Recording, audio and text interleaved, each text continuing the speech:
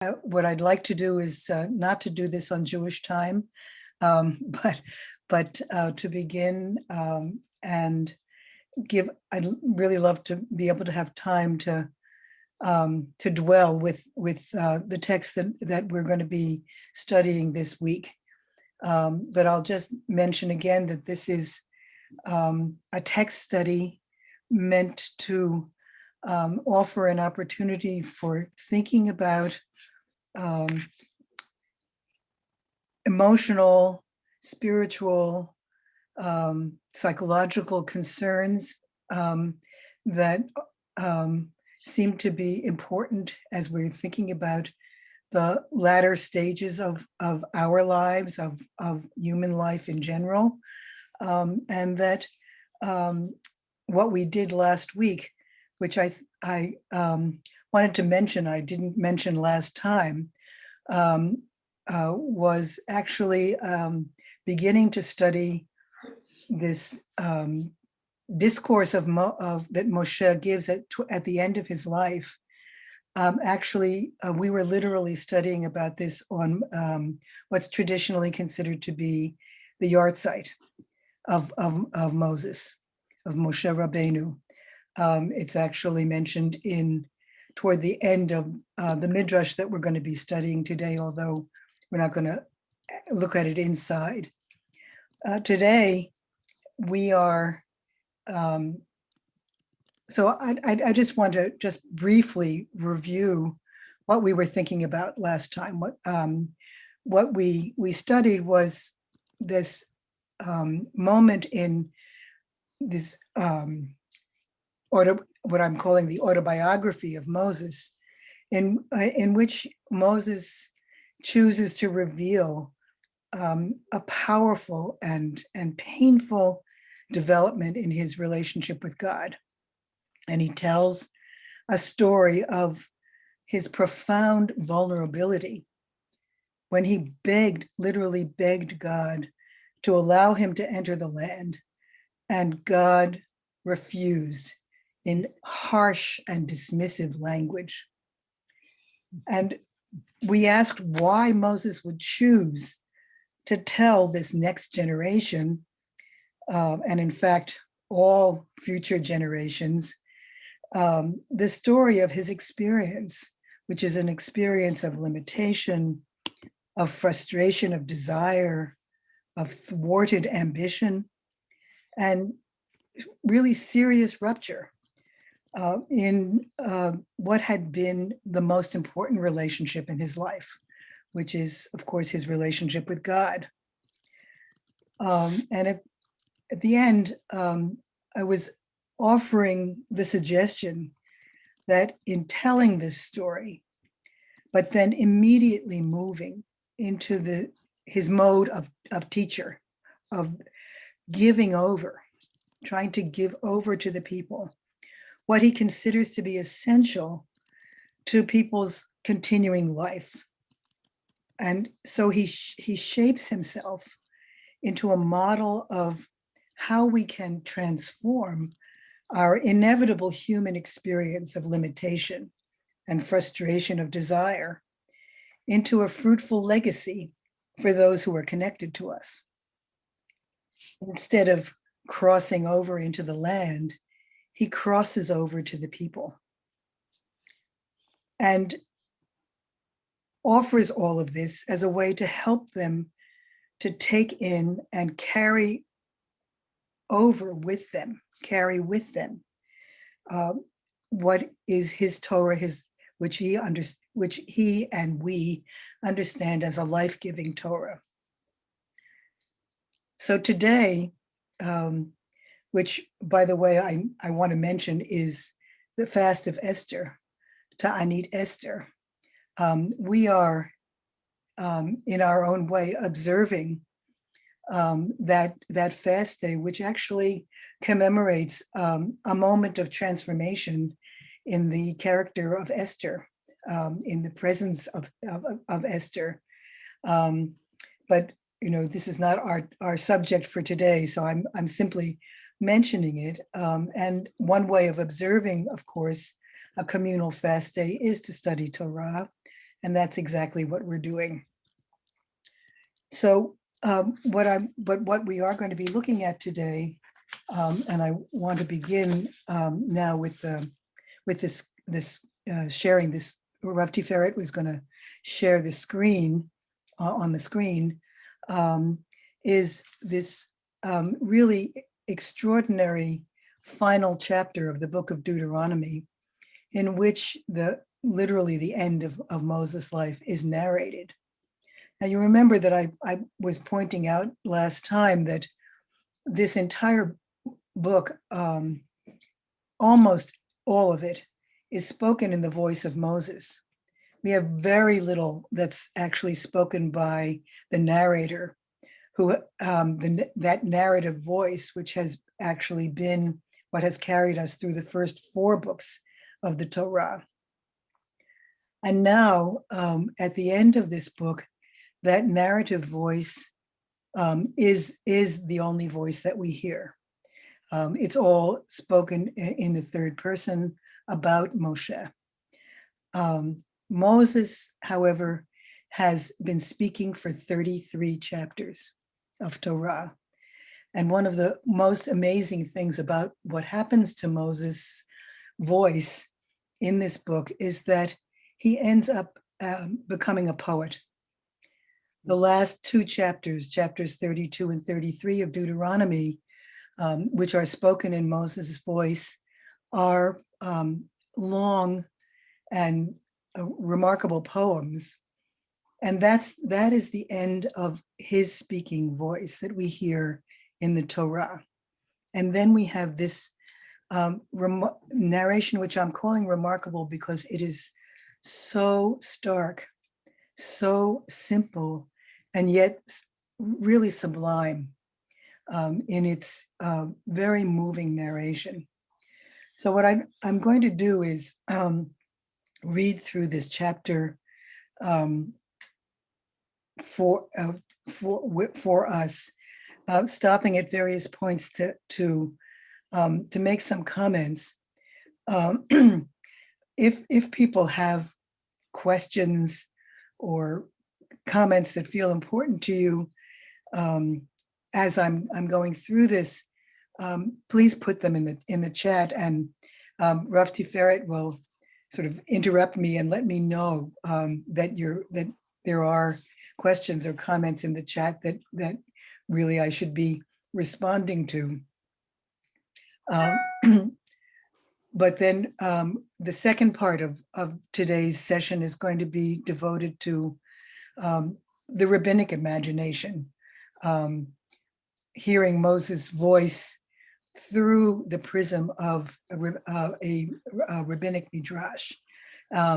And there we'll have more opportunity for conversation among ourselves. So I'm going to begin with, this is Deuteronomy chapter 34, the very end of the book.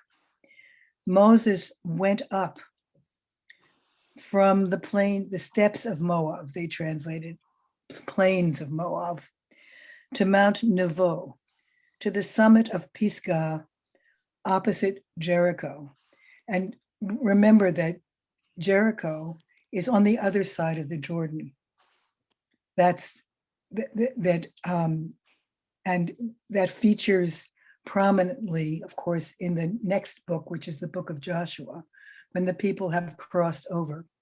So there's an important anticipatory looking across the Jordan in this statement of location. But what's really seems more important is that we see here Moses going up again, Vaya'al Moshe, going up onto a mountain, which in a way summarizes and closes the whole trajectory of Moses' life. He started out, after all, in the valley of the Nile, and then encounters God on a mountain. It's called Sinai in the earlier books. In Deuteronomy, it's called Chorev, but that's the mountain where Moses sees the burning bush and has his first encounter with God, where he is commissioned to take on this mission, which occupies him literally for the rest of his life. And similarly, he goes back down to Egypt, as we always say in the Torah, that going to Egypt is going down, but then again ascends the mountain, comes back to that same mountain and goes up to its top for that even more extensive encounter with God, when the Torah itself, the God's revealing of God's self to the entire people occurs through Moses, and where Moses also again intercedes in the most powerful and important of the many intercessions that he makes on behalf of a rebellious and straying people, that is at the time of the episode of the golden calf, where Moses literally saves the lives of the entire people. And now finally, after 40 years of wandering in the midbar, in the wilderness with the people, he is again going up onto a mountain, finishing his life, as it were, going up, all the crucial moments in his life had involved that going up onto a mountain. And what happens there is that God, I'm back in the text, God showed him the whole land. As the wonderful translator and commentator Robert Alter points out, and actually translates it, this verb can be more literally translated, not showed him, but caused him to see. Caused, it's in that conjugation in Hebrew, which is a causative. And this is such a powerful way of thinking about it, because of course you remember in that painful and powerful plea that Moses had made to God, it was, let me cross over and see the good land. So God is now, but only from a distance, causing him to see the whole land. And this is it spells it out, everything that is going to be included in that land once the people have crossed over. Gilad as far as Dan, all Naphtali, the land of Ephraim and Manasseh, the whole land of Judah as far as the western sea, the Negev and the plain, the valley of Jericho, the city of palm trees, as far as Zoar. And God says to him, this is the land of which I swore to Abraham, Isaac, and Jacob. I will assign it to your offspring.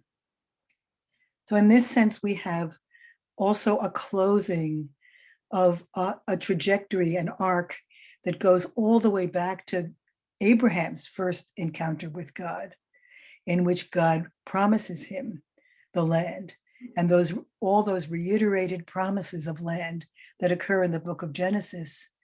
This is now spelled out, and Moses is allowed to cause to see the fulfillment of that promise. But immediately God says, I have let you see it with your own eyes, but you shall not cross there. Again, a kind of closing of a door with a kind of powerful finality that reminds us of everything that Moses has gone through, including his own wish and the denial of that wish. And yet here it is softened by the idea that God cares about him and wants him to have some sense of fulfillment, even of that unfulfilled desire. And I'm going on now with verse 5. So Moses, the servant of the Lord, died there, by Yamot Sham Moshe, in the land of Moab, not in the land of Canaan, not in Eretz Yisrael, in the land of Moab, at the command of God. Now in Hebrew, what's translated at the command of God is, in Hebrew, al pi Hashem, literally by means of the mouth of God. And I just want to underline that because that's going to become very important in our exploration of the midrash that we're going to come to. But again, I also want to suggest that even simply here in the pshat, in the literal words that we have in the Torah itself, to say that Moses died through the mouth of God is much more a much more intimate expression, a much softer expression than at the command of God. It does mean in the Bible when something is done al pi, at the mouth of, through the peh, the mouth of someone, it can be understood to be when someone commands. So there's nothing wrong with that translation, but I think that it's not capturing the sense that something is happening between God and Moses as this is narrated to us, which is reflective of that long intimacy that existed between God and Moses, which is going to be expressed in just a few verses further on, quite explicitly in the narrative. And then it says in verse 6, he buried him in the valley in the land of Moab, near Bet Peor, and no one knows his burial place to this day. Now, the Jewish Publication Society translation chose to translate that in a way that is grammatically possible. Vayikbor oto. He buried him. Who buried him? It seems as though they're suggesting, since the last person mentioned, if you'll allow that expression, was God, that it's God who's burying Moses. And again, that's going to be important for us when we come to see the midrash. But as Robert Alter points out, when you have a verb that does not have a subject specified in a sentence in the Hebrew Bible, it's just as likely that it really is meant to be a passive. He was buried. He was buried, and we don't. There's something mysterious about that burial. We have no idea how he came to be buried. In fact, some of the medieval commentators respond to this grammatical ambiguity by saying he buried himself. That is, a grave had already been prepared for him, and which he himself had prepared. And notice that it is no longer up on top of the mountain. It's in a valley. He was buried in a valley in the land of Moab, near a very significant place. In fact, it's the place where, in the beginning of the book of Deuteronomy, in that self-revelatory speech that we studied last week, that's exactly where they were. They were standing when Moses made that speech to God about his longing to be able to go forth into the land. So again, a kind of closing of the arc of Moses' life. And again, no one knows his burial place to this day, which is a suggestion that, and there are a couple of places within this chapter that make us realize that, again, on the literal level, it seems as though this is being written sometime after the events that are being narrated. No one knows of his burial place to this day. When is this day? It's sometime in the future, that is after, and perhaps long after, the moment that we're talking about now. But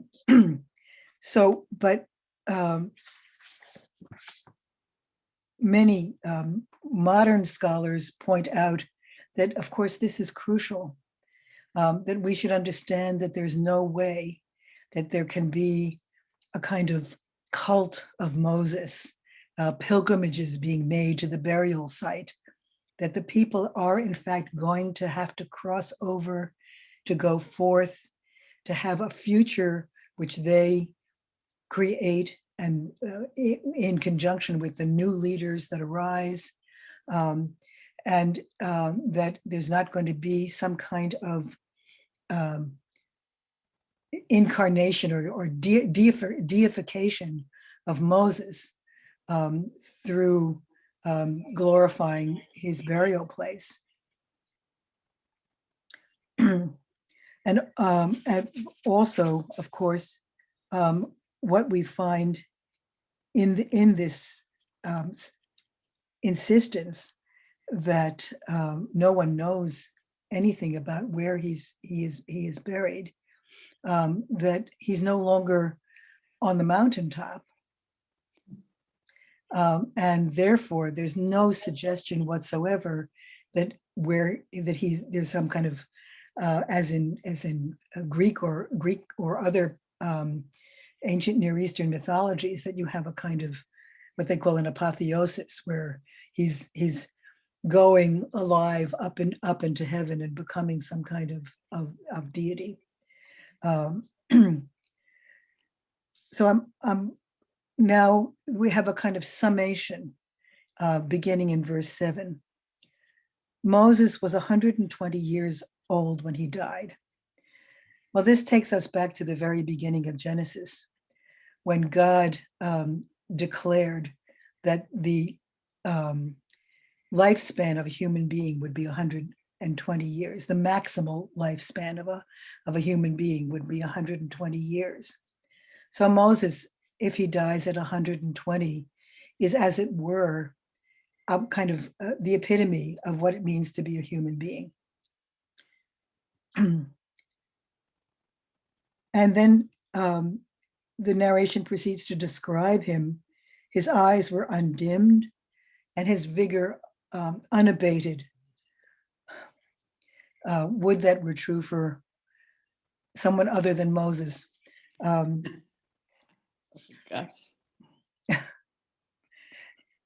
And Bnei Israel, the people of Israel, bewailed Moses in the steppes of Moab for 30 days. So the period of mourning was 30 days. The period of wailing and mourning for Moses came to an end. And immediately, then, we move into the promised future. Now Joshua, the son of Nun, was filled with the spirit of wisdom because Moses had laid his hands upon him. Now, if you remember at the end of our last class, we looked at that passage in the book of Numbers where Moses' response to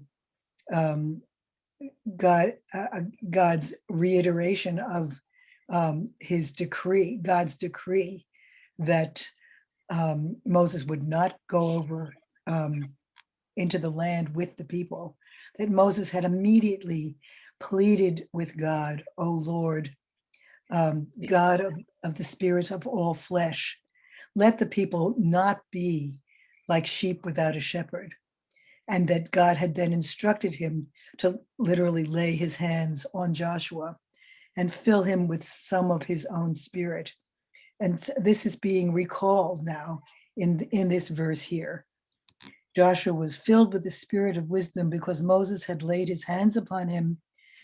And the Israelites, Vayishma'u elav, they listened to him. They listened to him, it says. They did as God had commanded Moses. That is, in listening to Joshua, they understand themselves to be doing what God had commanded through Moses. And in fact, subsequently in the various books that follow Deuteronomy, what we hear about is people doing or not doing according to Torah Moshe, the Torah of Moshe. So there's a sense of that legacy which Moses had hoped to create for the people, in fact, beginning to be enacted at the very moment of his death. And then a kind of, again, retrospective of the meaning of Moses's life. Never again did there arise in Israel a prophet like Moses, whom the Lord singled out face to face. Now, this very powerful phrase, Lo kam navi od b'Yisrael k'Moshe. No prophet ever arose in Israel like Moshe. Asher yida'o Adonai panim el panim.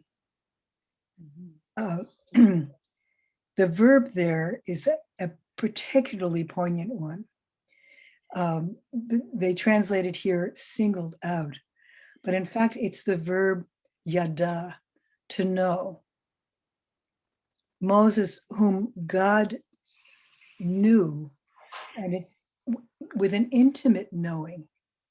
This verb yada is a verb that's used to talk about the most intimate, the most connected form of knowing, including sexual knowing, the way in which sexual partners know each other. Sometimes we joke, we're talking about knowing in the biblical sense, but that's what we're saying. But here, it takes on a whole poignance, this idea that there was a knowing that amounted to an embrace, and it's to be face to face is to be as close as it's possible to be, and that was the relationship, and a kind of summary of the relationship between God and Moses, that they had been intimate partners. And the way in which that was expressed then, as it goes on to say in closing, is that God had known Moses, and through Moses had enacted the various signs and portents that God had sent him to display in the land of Egypt against Pharaoh and all his courtiers and his whole country, and for all the great might and awesome power, those images there, great might and awesome power, yad hachazaka, and ulechol hamorah hagadol. These are phrases that, in fact, in the book of Exodus are applied to God. So we're meant to understand that, in fact, Moses was the agent through which that intimacy was expressed also, in that Moses was the agent through which that Yad HaChazakah of God was revealed was enacted as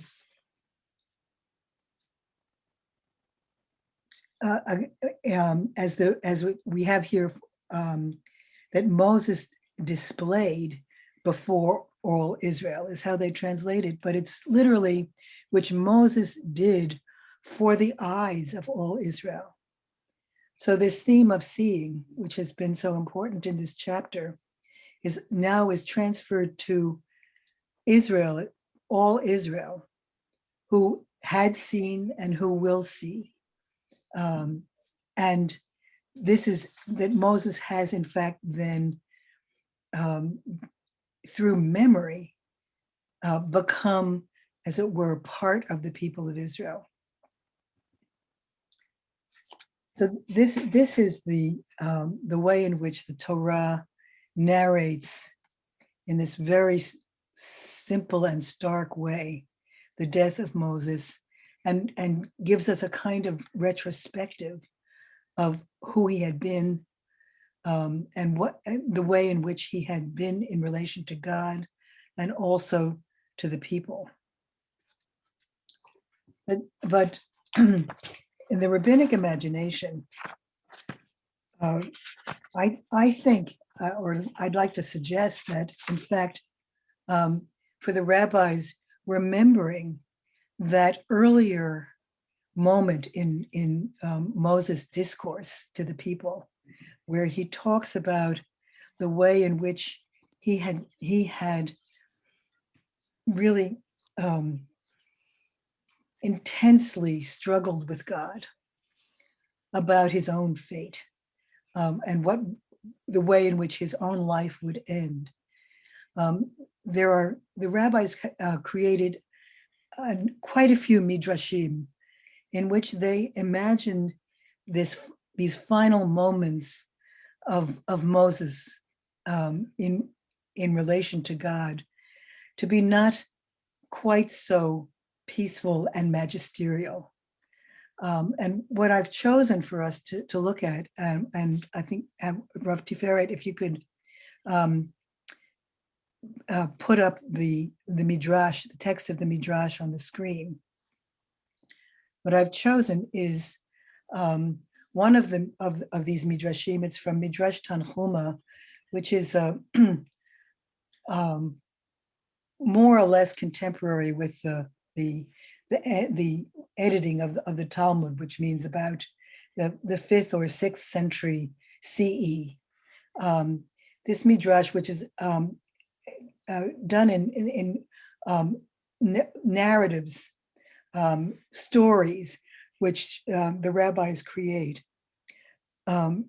actually imagines Moses going through a whole emotional and spiritual journey in the final moments of his life, engaging with God in a back and forth, which is filled with feeling, filled with intense struggle and longing, and in which God also goes through an emotional journey with Moses.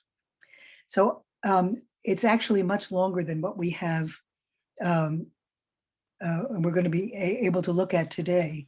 But what I've chosen is really the final part of this midrash.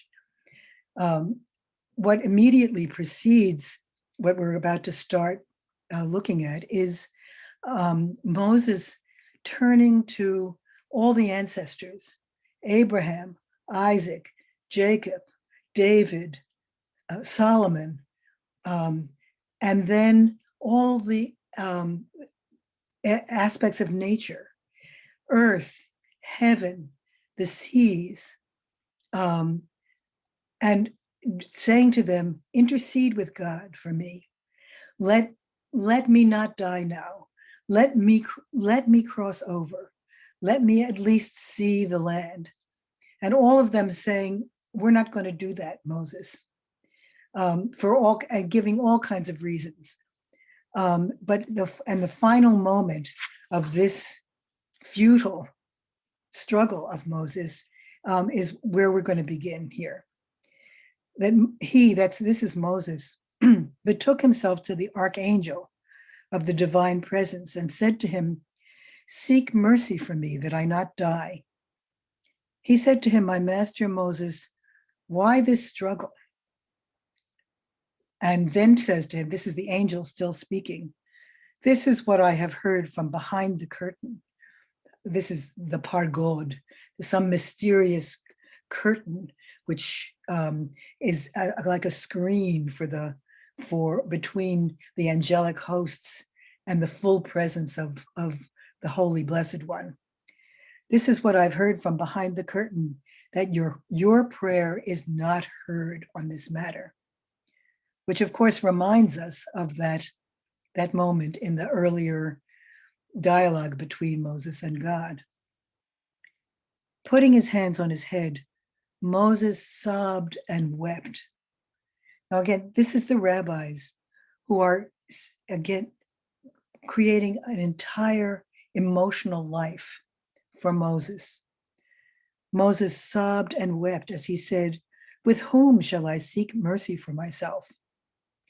Rav Simlai said, at that time, the Holy One, blessed be he, the Holy Blessed One, was full of anger at him, quoting the Moses in that earlier passage, "The Lord was angry with me," until Moses began and Moses responds to God's anger in this midrash by quoting back to God the way in which God had described God's self.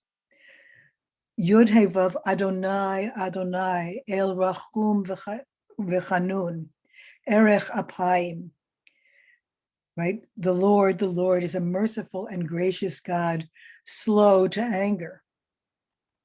And immediately, the Holy Spirit, which had been burning with anger, cooled off.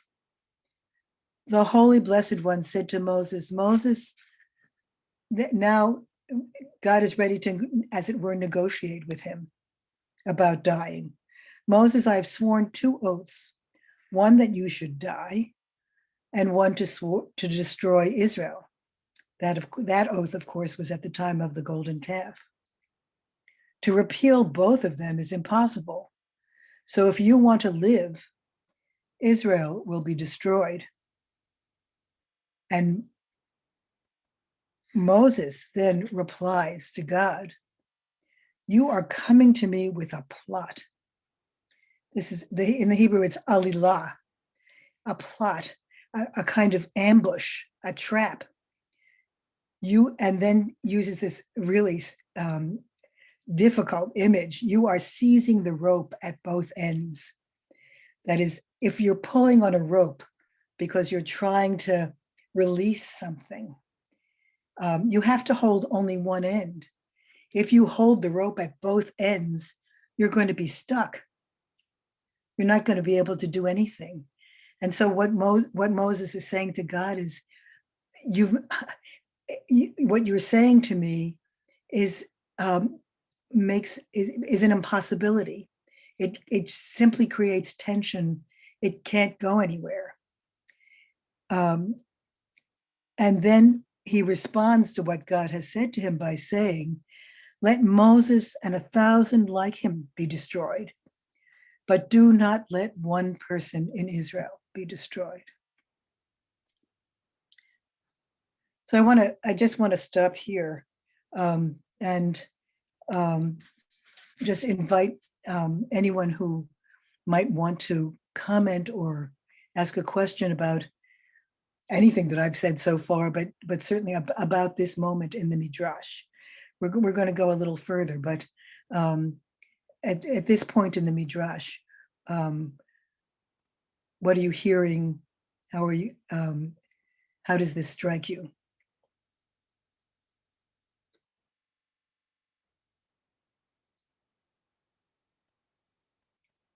So you need to unmute, I think. Judith, Yes. the last line. Who's saying the last line? It's Moses. Could you just read it one more time? "Let Moses and 1,000 like him be destroyed, but do not let one person in Israel be destroyed. So that's him speaking. He's Yes. giving his own verdict of this choice. Yes. Yes. So, Shana? I'm surprised by God saying, well, I made 2 oaths and I can't destroy both. I can't make both go away. I mean, he is God. Right. But He can do whatever he wants.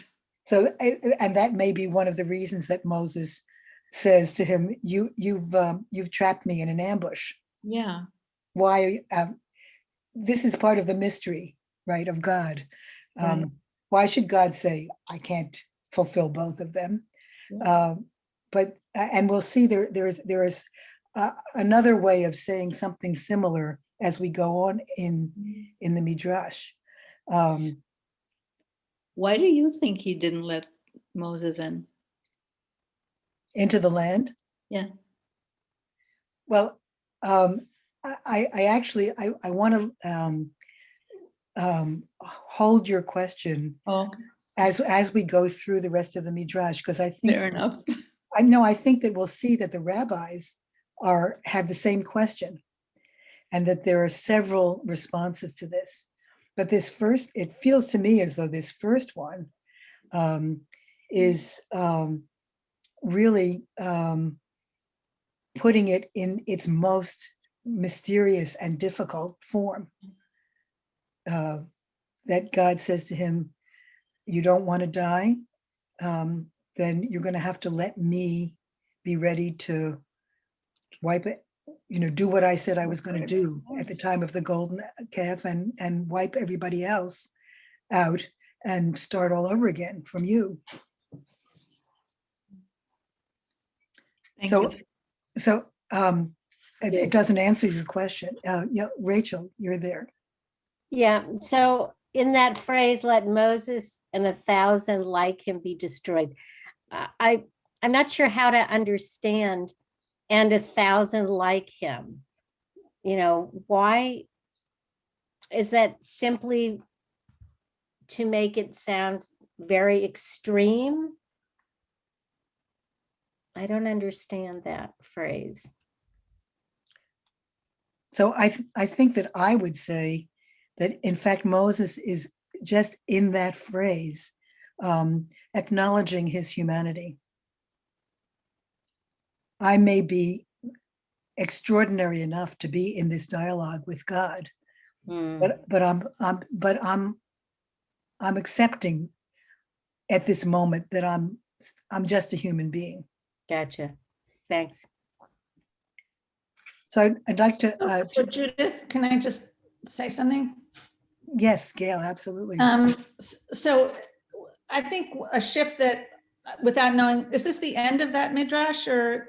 No, it's going to go on. All right, so I don't know what happens after this, but in some sense, what's happened in what we've seen so far is that Moses is tremendously self-absorbed. He's just thinking about like, how can I change this so that I continue to live? Mm-hmm. And suddenly the shift is to thinking about other people. Like this is not, it feels to me there's something important about getting outside of himself. And the dilemma that God puts him in forces him outside of himself. He has to make a choice. He has to say, is this about me or is this about other people? And suddenly there are other people in the picture, which he didn't think about till that moment. I think that's a very, very insightful point, and absolutely crucial, absolutely crucial. And I want us to proceed further in the midrash, because I think we'll see that in fact your insight, Gail, is really in many ways the reigning motif that's going to develop in very remarkable ways in the midrash. So Moses is continuing to speak now, and saying to God, Master of the universe, should feet that have climbed up to the firmament, should a face that has greeted the divine presence, should hands that have received Torah from your hands lick the dust? Voy, he says, voy. All mortals will say, if Moses, who ascended on high, became like the ministering angels, spoke with God face to face and received Torah from God's hand, had no reply for responding to the Holy Blessed One, how much the worse it will be for mere flesh and blood, who comes with no merit from Torah and with no merit from the commandments. So as you were saying, it seems worrying about the effect of his death, the death of someone like this unique person on other people. The Holy Blessed One said to Moses, why all this anguish that you are experiencing? Why are you struggling so about your own death if you're acknowledging that you are a human being like other human beings? And Moses says, Master of the world, and this is incredibly poignant here, I am afraid of the pangs of the angel of death. And God said to him, I am not delivering you into his hands.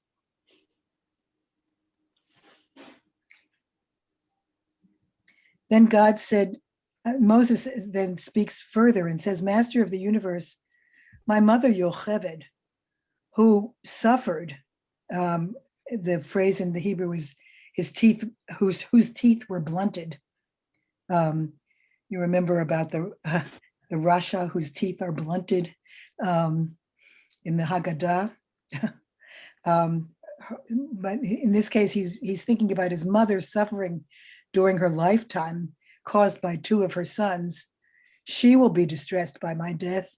And God said to him, so has it come in my mind, and so is the way of the world. Zed dor dor shav. Every generation has its teachers, its expounders of Torah. Every generation has its parnasim, its practical leaders of practical things, its administrators. Every generation with its manhigim, its leaders. Up to now, it has been your lot to serve in front of me, but now your lot is over, and the time of your disciple Joshua has come. Your disciple Joshua, who is going to serve me. And Moses, and then we have, this is a whole description which occurs in other contexts, in other midrashim, and may be familiar to him. I'm going to just summarize it so that we can move further in the midrash. That Moses says, okay, I'll become Joshua's disciple.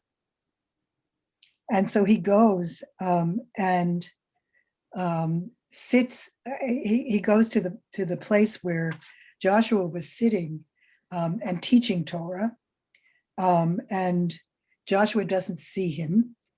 And the people come to Moses' tent and look for Moses, who isn't there, because they want to be taught by Moses. And people are told that, in fact, Moses has gone to Joshua's tent. And the people then see Moses standing there at the entrance of Joshua's tent, listening to him teaching. And the people complain to Joshua, saying, why are you sitting when our master Moses is standing? And Joshua is deeply upset by this. He sobs and weeps and calls out to him, you are my father. You are the one that I serve. And the people then say to Moses, teach us. And Moses says, I'm not allowed. And a heavenly voice comes from heaven, a bat kol, and tells them, now you learn from Joshua. And so the people accept this. Joshua is the one who is in the center teaching. Moses is standing next to him. The priests are standing on the other side of Joshua. And this is the sign that now Joshua is the one who's in authority. And Joshua began by saying, "Blessed be God who has chosen the righteous." And the people accept this, what is understood to be the wisdom of Moses from Joshua, and that it has now been given to Joshua. But then the people come to him, and Moses has the experience of not understanding what Joshua was teaching. And when the people come to Moses, they say, teach us, explain to us what Joshua just taught us. And Moses says, I do not know what to answer you.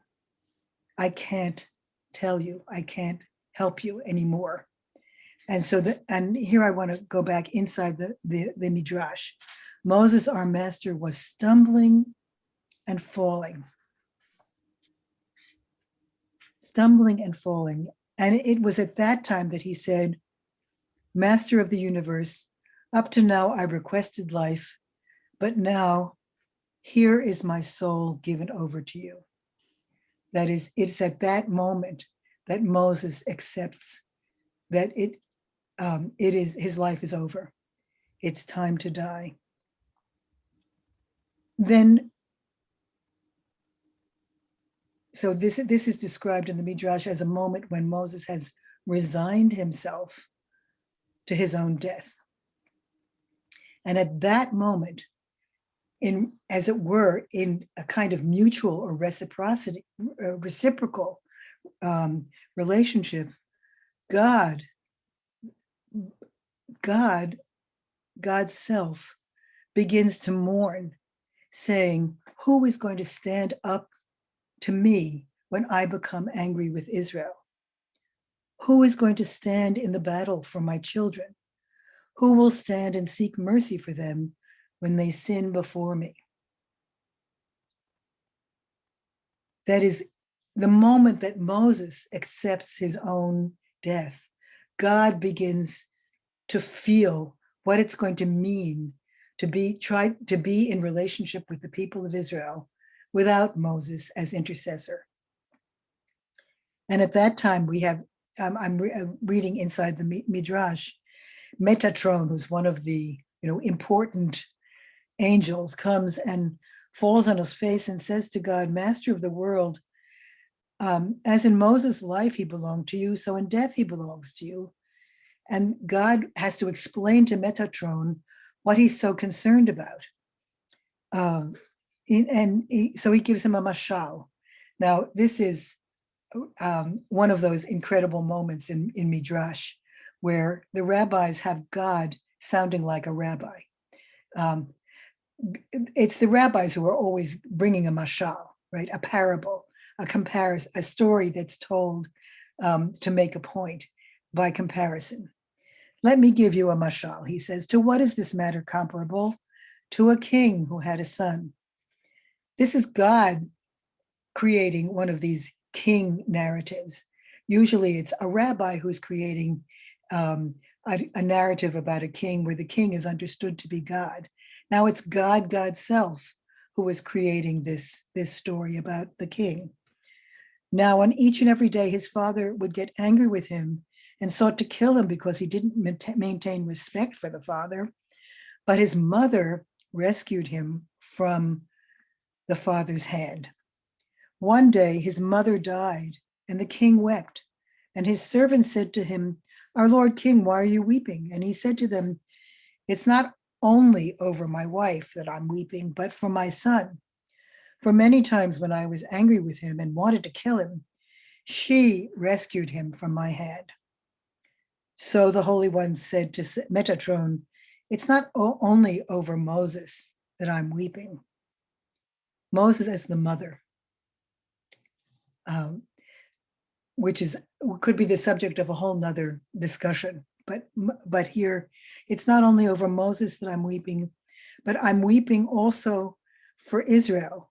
For look at how many times they angered me, and I was angry with them but he stood in the breach before me to turn back my anger from destroying them. So there's a kind of reciprocal mourning going on between God and Moses. But it is a mourning that's occurring when Moses has reconciled himself. He has resigned, or at least resigned himself to the fact of his own death. And I want us very much to hear then the next stage in this journey. They, meaning the hosts, the heavenly hosts, come and say to Moses, "The hour has arrived for you to depart from the world." And Moses said to them, wait for me until I bless Israel. For they have not found contentment from me all my days because of the rebukes and warnings with which I rebuked them. He began to bless each tribe separately. Of course, this is the last chapter. It's an allusion to chapter 33 of Deuteronomy, where each tribe gets a blessing from Moses. When he saw that the time was growing short, he included all of them in a single blessing. They can, and then they, meaning the heavenly hosts, come and say, the hour has arrived for your soul to depart from the world. And he said to Israel, I have caused you a lot of grief over the Torah and over the commandments, but now forgive me. And they, that is Israel, said to Moses, our Lord Master, you are forgiven. Israel also arose before him and said to him, O Moses, our master, we have angered you a lot and increased the burden upon you. Forgive us. He said to them, you are forgiven. So I want to stop here for a moment and again, open us. I'd really love to hear your thoughts or questions or comments on the way in which this journey between Moses and God has been portrayed here by the rabbis.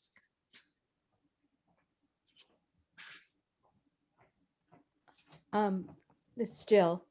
I was struck by the way that as soon as Moses turned up in Joshua's tent, they wanted to know what Moses thought. Mhm. And so as another reason why perhaps Moses couldn't continue to the promised land was that there couldn't be a true handover of leadership when Moses was still there. Mhm. You know, I mean, even though the voice of God said, no, you have to listen to Joshua now. And then Moses did lose the ability to understand, but was that from God? Did God Mhm. intercede and decide that that Moses had to realize that, you know, there's a time to hand over leadership to the next generation. And even for us as parents, as, you know, we need to hand over certain things to our children. So it's kind of a life lesson. Beautiful. That's that's such an insightful way of thinking about that moment, Jill. Judith, just Dan, yeah. one question is, where can we get this midrash? Because I didn't get the whole title. So if you could somehow let us know how we could get this midrash. And then I have another comment. So this English version of this midrash is thanks to Rav Tiferet, who I think found it on a website called Safaria. So I think I'm going to encourage you, anyone who would like to have the text, that Rav Tiferet perhaps would be able to send it in an email. Is that, Rav Tiferet, is that possible? Yes, I'm just creating a document of it for you now. Thank you so much. And the other thing, that just the word that comes to mind through this whole midrash is the word humility. And it's just so humbling. I mean, here's this great leader, you know, who basically trades his life for making, and the life of 1,000 like him, for the life of the people of Israel, which is what he has worked for his whole life, Yes. is to get them to the promised land. So it has to be that way. But there's just this sort of humbling thing of, we all die. He's going to be no exception. So there's that piece of humility, and the humility of standing there and not understanding Joshua. Yes. That moment of total humility and acknowledging that there will be other great people to come along, and the people of Israel will be great people. And he trades that in for his own life. I mean, not that he really has a choice, but God does give him that temptation of a choice. Mhm. Yes, thank you. I mean, I also, a beautiful thought. And it's certainly, I at least speaking for myself, I have to say that, in all my, years of learning text and teaching text, it's one of the biggest challenges of this period of life is learning to accept that there are others who are coming along who have many capacities and possibilities that I simply don't have, never had, or that I don't have anymore. And that learning to be grateful for the internalization of what each of us might think of as the Torah that we have to give by people who are younger than we are, and also being humble enough to see them transforming it and changing it in ways that are new and different, and yet clearly based on what has been learned from us. Jill, you wanted to make another? I just wanted to also add at the end, I was very struck with the idea of Moses asking forgiveness, and the people, also asking for forgiveness. Yes. First of all, that sort of idea at the end of life, a lesson of not leaving these things unsaid, apologies not made. And also Moses, even though as you're reading that he was hard on the people, because he had good reason to be, but it was an understanding that, it wasn't easy for them. It's being able to put yourself in their shoes and for them to put themselves in his shoes. Mhm. And it was very powerful and very important that we do that with each other. And we when we leave, it's with a sense of no unfinished business. Yeah, can I add? I thought it was a great kindness. I love this ending here with the apology. It's a kindness to the people, so they are left with fewer regrets. First, because he's sort of absolving them a little bit about the way they acted, and that he was perhaps too harsh, and then it gives them an opportunity to apologize to him. I think it's was sort of an amazing interaction for both of them to have some peace at the end. I totally agree. I think, and you put it beautifully, Esther. And I think we often hear about people's hopes for the good death, and I think that one of the things that has happened here in this midrash is that the rabbis, in their psychological and emotional depth, have created for a whole intimate unfolding of what one might call the good death. So I just wanted to actually finish off the way in which Moses' death is actually narrated here. The heavenly host come to him and they say to him, now the moment has arrived for you to depart from the world. And Moses said, blessed be the name of the one who lives and abides forever. And then he said to Israel, so that turning, again, in the final moment, making that turn from God to Israel. If you please, when you enter the land, remember me and my bones, and say, woe for the son of Amram, who ran before us like a horse, but whose bones have fallen in the wilderness. That is, when he says, my bones have fallen in the wilderness, he's including himself in that whole generation that died in the wilderness. There's a kind, and the humility that Jan was talking about earlier is all the more prominent at this, and this is the almost last moment, the last breath that he's taking.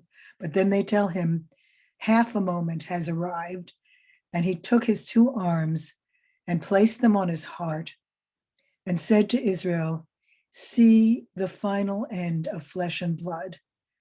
And they answered and said, the hands which received the Torah from the mouth of the Almighty shall fall to the grave. So that image of putting his hands over his heart and saying, this is what it means to be a human being. And they saying, we are learning this from you. We are learning what it means to be a human being. And at that moment, his soul departed. And I want to just remind you that in the text it says, Vayamot sham Moshe al pi Hashem, that Moses died by the mouth of God. In the midrash, that gets interpreted as with a kiss. Moses died, his soul departed with a kiss from the Holy Blessed One.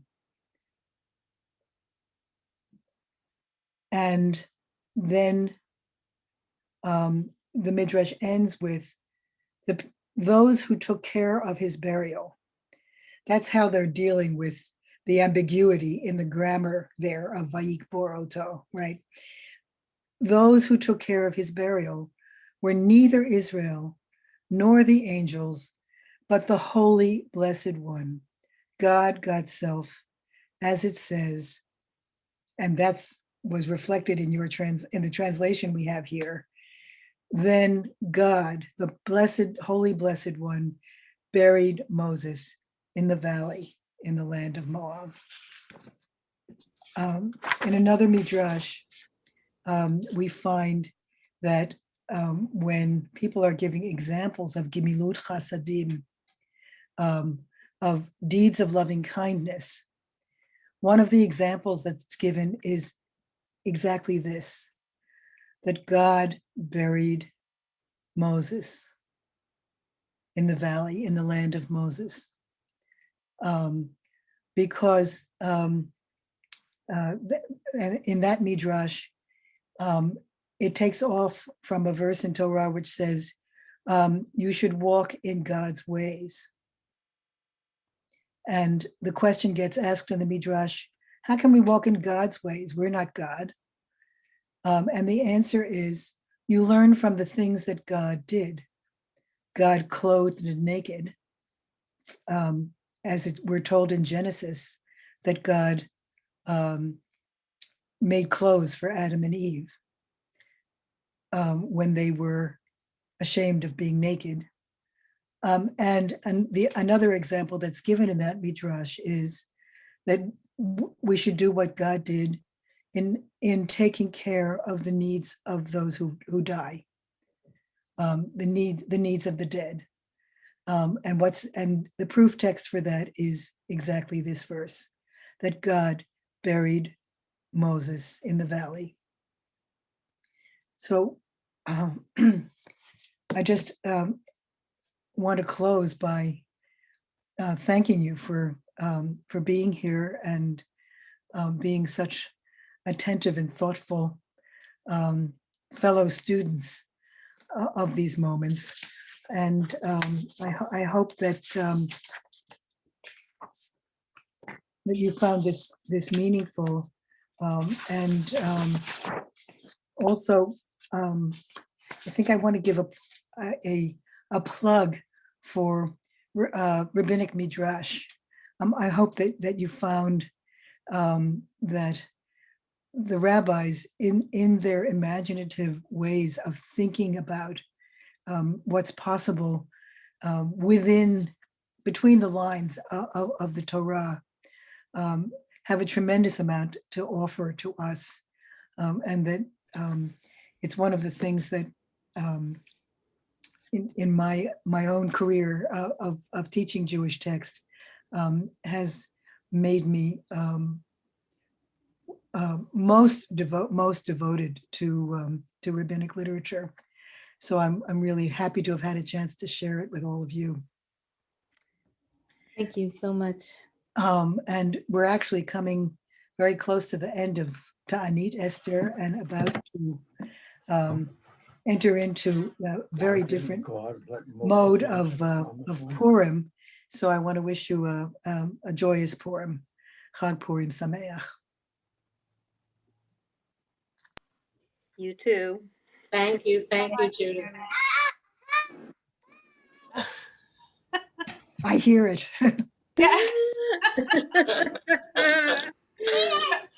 Come join us. And thank you so much to Rav Tiferet, who gave me a tremendous amount of help in being able to present this on Zoom. Wonderful. My pleasure. Thank you. Bye.